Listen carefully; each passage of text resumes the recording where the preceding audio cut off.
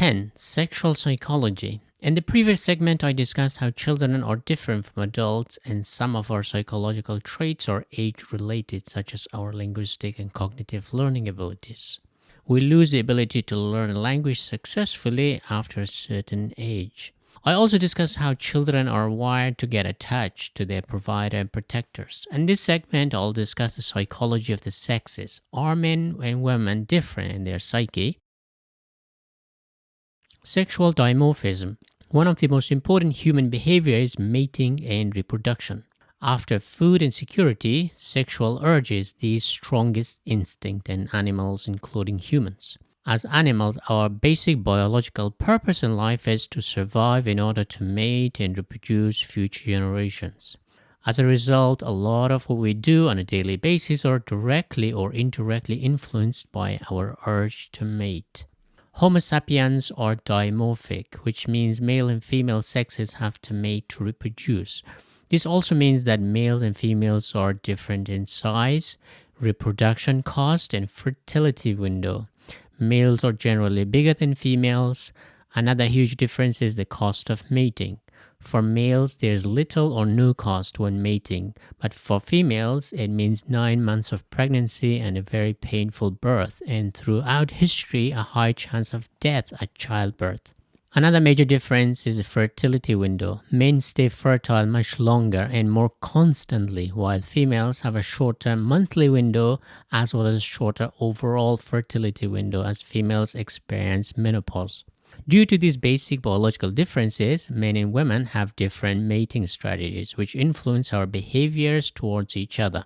On a more physiological level, men produce more testosterone than women, which makes us more aggressive, while women produce more estrogen, which is more bonding chemical. As a result, the urge for sex differs between men and women. In general, men have a much stronger drive to have sex than women. For women, the urge for sex goes up and down during their monthly cycle, peaking during ovulation. While for men, the urge to have sex remains at a higher level throughout the month and throughout their lives. Research shows that men are more willing to have sex casually, therefore they treat sex as a more physical act, while women tend to treat sex as an emotional experience. This is because biologically women take a far greater risk when having sex due to pregnancy and birth. In today's world, due to contraceptives, this risk is minimized, but the psychological hardwiring in women still prevents them from having sex with anyone, so they are still far more selective than men. Since men take no physiological risk during pregnancy, there is little genetic hardwiring in us to avoid sex. While for a man, a risk mainly comes from social, legal, or financial standpoints if he impregnates a woman. But for women, the risk is physiological, and in pre-modern time, it also meant a huge survival risk. For example, historically for women, it was a matter of life and death, but for men, sex was just a great opportunity to pass on their genes. So throughout history, generally speaking, men were seeking sex while women wanted commitment. This stereotype that men want sex and women want love is somewhat true because women want the men to stick around after sex. The romantic archetypes too differ. For women, it's a strong beast who can be tamed, and for men, it's the damsel in distress that can be rescued. So the beauty and the beast are very different in what they really want. Men are more visual, so beauty plays an important role, while women are more auditory, so they prioritize the ability to tell good and interesting stories.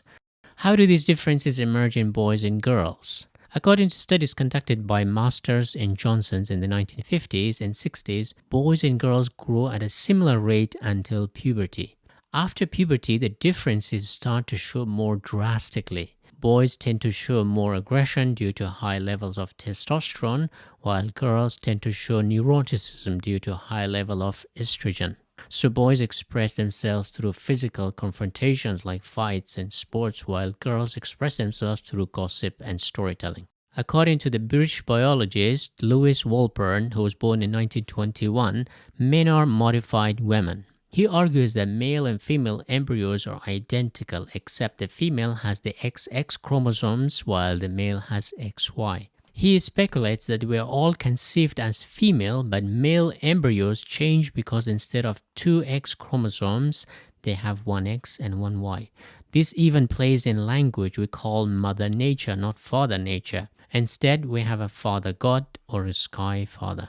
Lewis Wolpert also argues that agriculture developed because of women's gathering role within the human race. Men were hunters, therefore spent far more time away, while the females stayed behind and gathered fruits and vegetables, which led to the agricultural revolution. This is not scientific, but in agricultural civilizations like China and India, they tend to be more feminine. In fact, Hinduism encourages vegetarianism within its religious teachings. In a novel titled Wolf Totem by the Chinese author Jiang Rong, he relates his own observation of spending time among the Mongols and saw how different they were from the Chinese in terms of masculinity, because Mongols were predominantly hunters and herders, while the Chinese were predominantly farmers. Of course, it's a work of fiction, but generally it's accepted among biologists that we are made of what we do and what we eat. This is why Kenyans dominate long-distance running sports like marathon. So Wolpert argues that agriculture allowed cities and civilization to flourish, and this made men to be more like women, staying in one place or attached to a piece of land. As a result, city walls and country walls were built to defend against other wandering, hungry men.